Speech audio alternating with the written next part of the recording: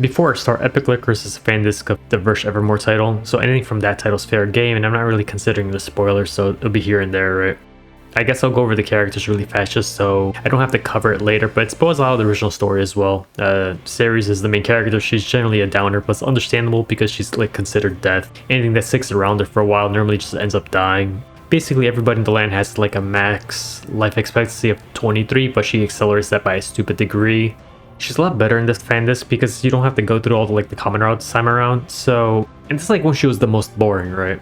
So one of the few things where I did lower the score a bit because of that. She almost never hits the same highs from that either, but I don't really blame it on the fandisk because like, yeah, it's not the real plot anymore, right?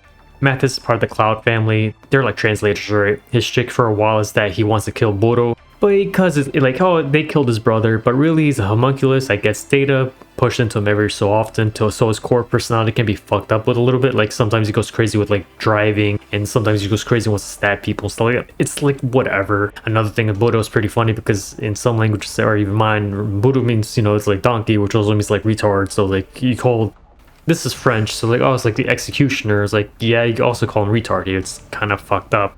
But anyways, fucking up with his personality is like, that's like the main gist of his route. He's a massive edgy boy, and it's not like he's the only one. It's more fair to say each has like their own flavor of edgy, but this one always felt more tryhard, like teen edgy, and I was never a fan of this guy. Like if Scien could be more like megalomanian edgy, and Lucas is more like Shakespearean edgy, Mathis is like Jeff the Killer fucking edgy, like wow. Outside of that, I have no idea why I always thought this guy was called Mathis. I booted up the original and he's still Mathis, and there's like, where did he get Mathis from? Maybe he just sounded better for me, I don't know.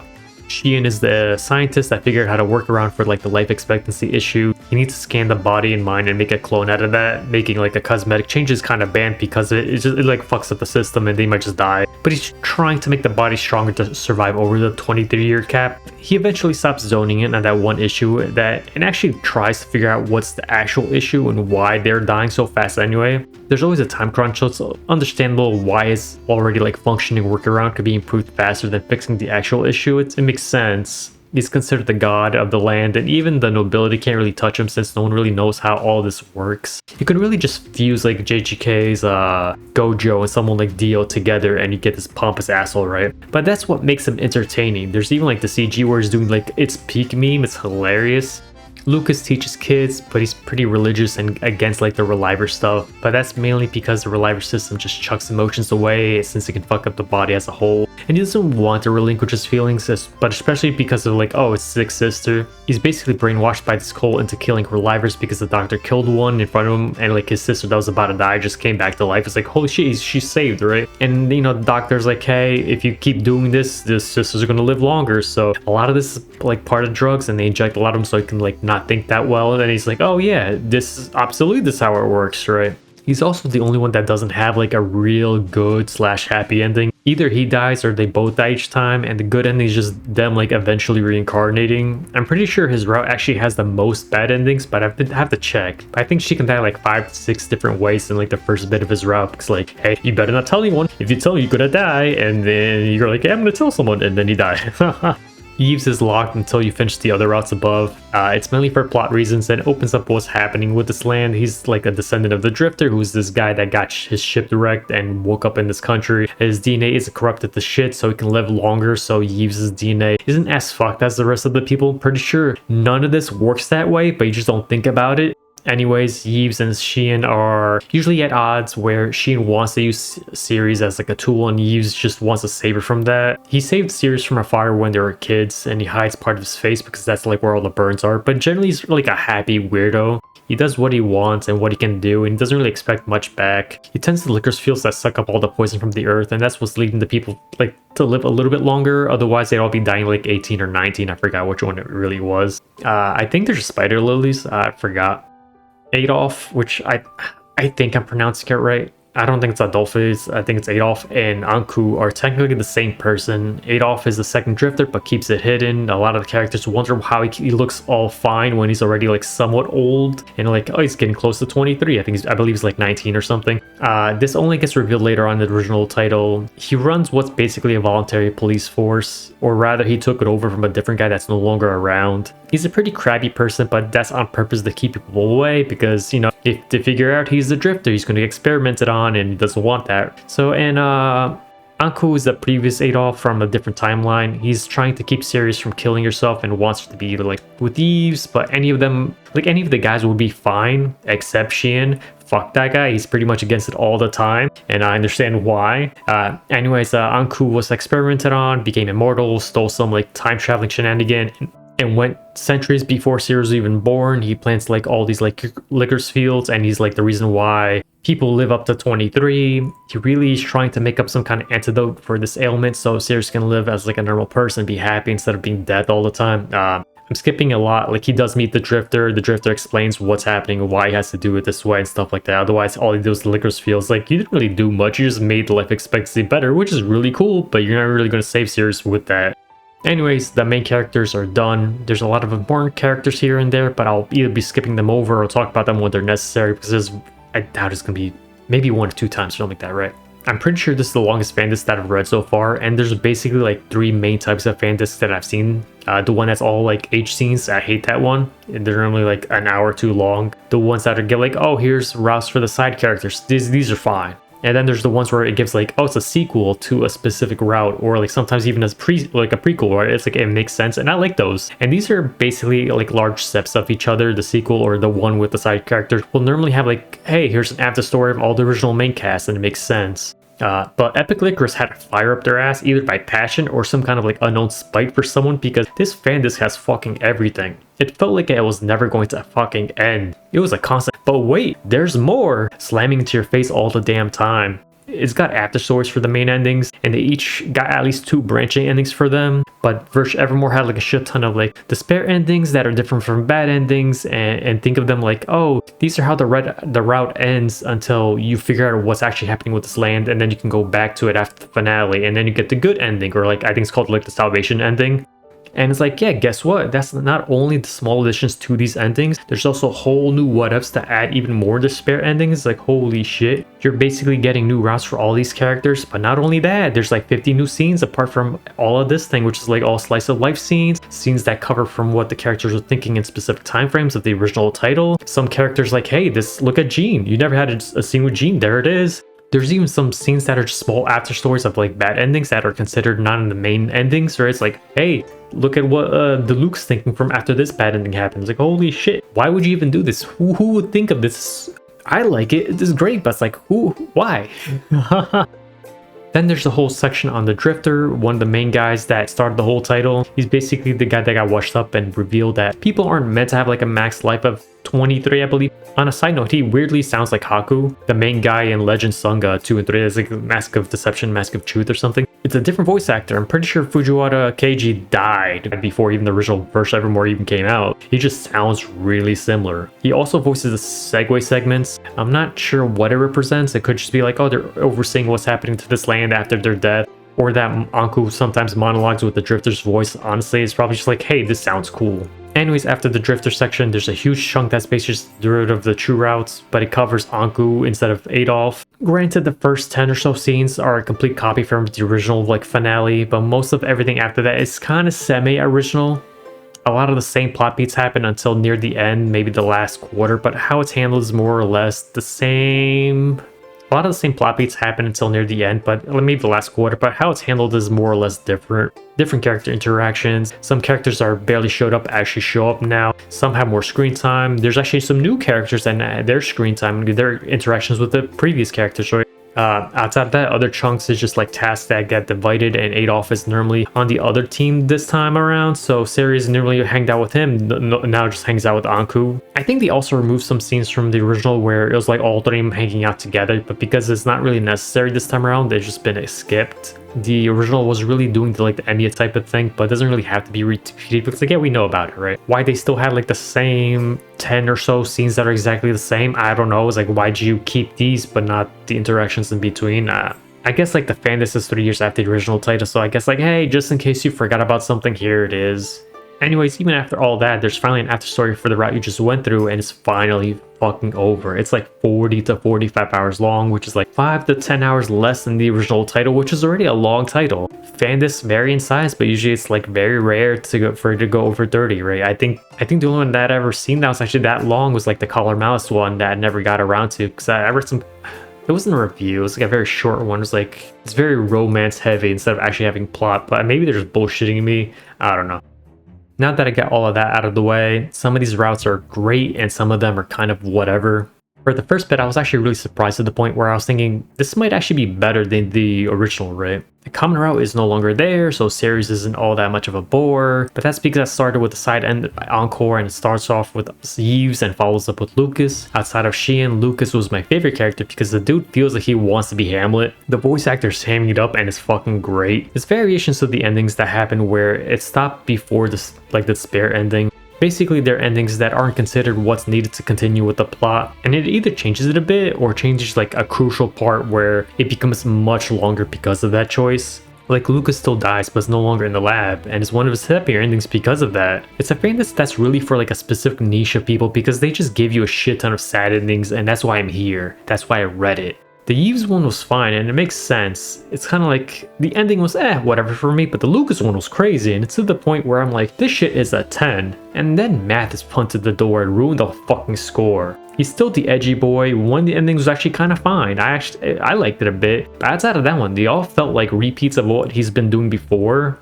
And yeah, that's kind of to be expected, but it's like, damn, this looks exactly the same. Sometimes they even put more attention to Camille than Mathis, right? And I bet that probably pissed some people off. Like, they pissed like the Mathis fans off because like, hey, I'm here for Mathis. Why is Camille here? Fuck this guy. I'm like, Camille, save me.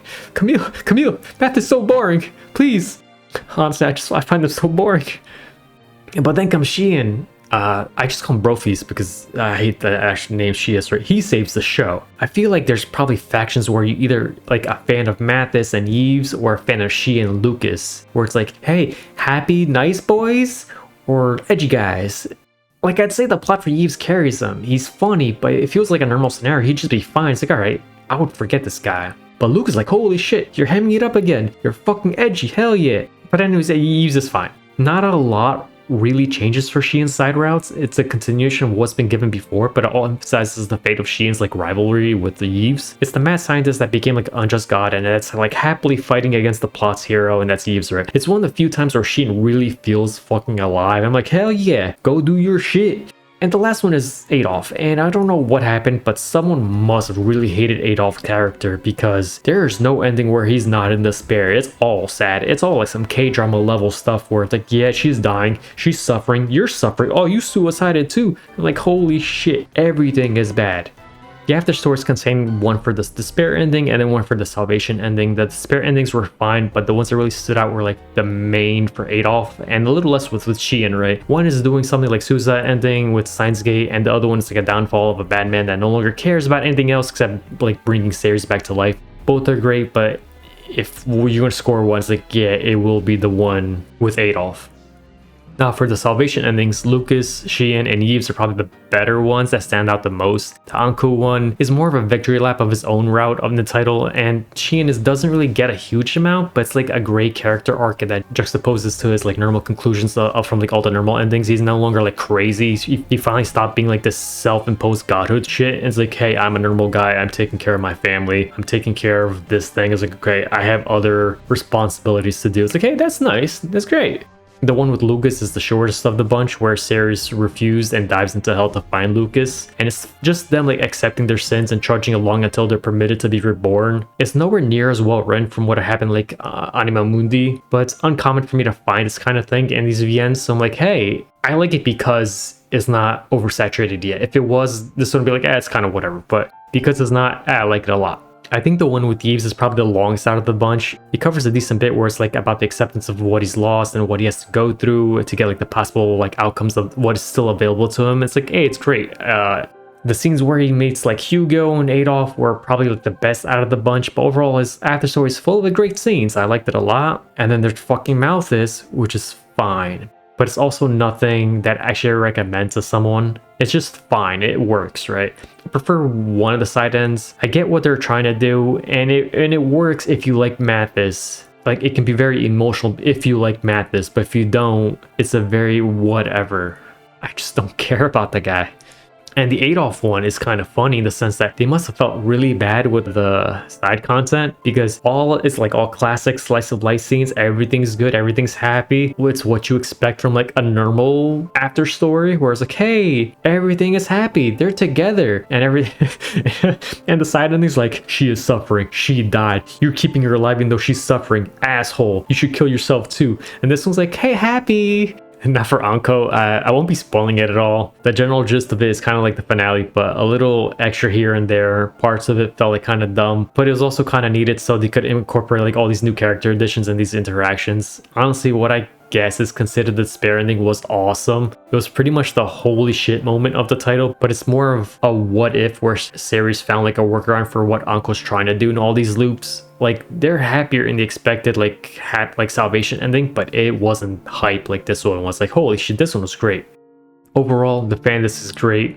It's the best one I've read, and it's something I felt like they wanted to keep going with the additions instead of just being like a cash grab. Everything here had substance. Even some of the standalone like slice of life scenes were fine with like relatively short. Like out of the 43, I think it's like 43 scenes, I could maybe cut down like 10 of them at most. As a fandisk, I'm giving it a fucking 10. There's a few I still have to read, but I'm really doubting it'll ever be like as meticulous as this one. It's like, oh, there's so much. As an experience, I'm giving it somewhere like a high 8 to a low 9, and that's mainly because I hate Mathis. Oh, and there's also I just hate him. There's also parts of the Ankou route where it could have been cut down, and other parts that could have been like expanded with the new characters and their interactions with the rest of the cast. It's like, it's there. Anyways, it's almost done. I'm just going to talk about some spoilers to be pretty short. I feel like it has been going a lot longer than I wanted to. But to be fair, I think my original video of the Virche Evermore was also one of the longest ones as well. I think it was like 30 minutes long. I doubt this one will be this long. Anyways, the side endings for Ankou is where Ankou himself dies. He basically gets absorbed to be able to shoot this core to save cities, and Ceres got like infected by something and they need the core so the Scien can like analyze it and save her, but Ceres herself refuses the core and destroys the fucking core and keeps like just a part of it, and it's like, hey, Scien, make me immortal. And then she time travels back to where Ankou was, like even earlier than that, and it's like, hey, I'm here to give you company. She doesn't say that specifically, but it's like, hey, we have our new contract, I will like keep you company. And she doesn't mention that who she really is. And it's like, I think it's the same thing with Ankou, where like Ankou didn't mention who he was either, because I think that they're like restricted for it. It's like they can't say anything. It's like a timeline issue. It's like, no, you can't have these two same people in the same timeline, and like the world's blocking you. And I'm pretty sure that's probably the same way with this, but then again, Ceres like she isn't born yet, so I don't know how she gets restricted, but she is, most likely. Another thing is they introduced Adolphe's sister, and that's mainly to piece together where Adolphe like came from. Honestly, they could have done a lot more with it, but at the same time, they gave Cappuccini a redemption arc, which is weird because he was one of like the side villains from the original story, to the point where he's almost like a main villain. Honestly, he doesn't deserve like a redemption arc, but at the same time, he still dies in the same scenes. Like, he just dies finally like having someone that sees him for himself instead of like being compared to like people that achieved more than him. He's like, he just wanted some kind of fucking attention. It's one of those story beats where he could have like had like a whole different life if only like a few people like actually talked to him and spent time with him. Like a lot of things would be changed. Like a good part of the plot is almost like none of them are truly evil, just morally fucked over by the living conditions, or because, you know, you only live up to 23 years old. There are some where it's like, yeah, you had to die, you kind of suck, but most of them are like, they've been fine. It's like this one's like, yeah, you're an evil person, but technically you're just mad because the other guy killed your fucking wife and you're just mad. But yeah, that's about it. I probably have more to talk about, I just don't remember right now, but overall I think I've said what I wanted to say, where it's like, hey, this fandisk is actually really great, I liked it a lot. It's probably my favorite of the year. Maybe like Anti-Prison maybe is around the same, but otherwise nothing I read this year has been like at this level, which is weird because it's just a fandisk.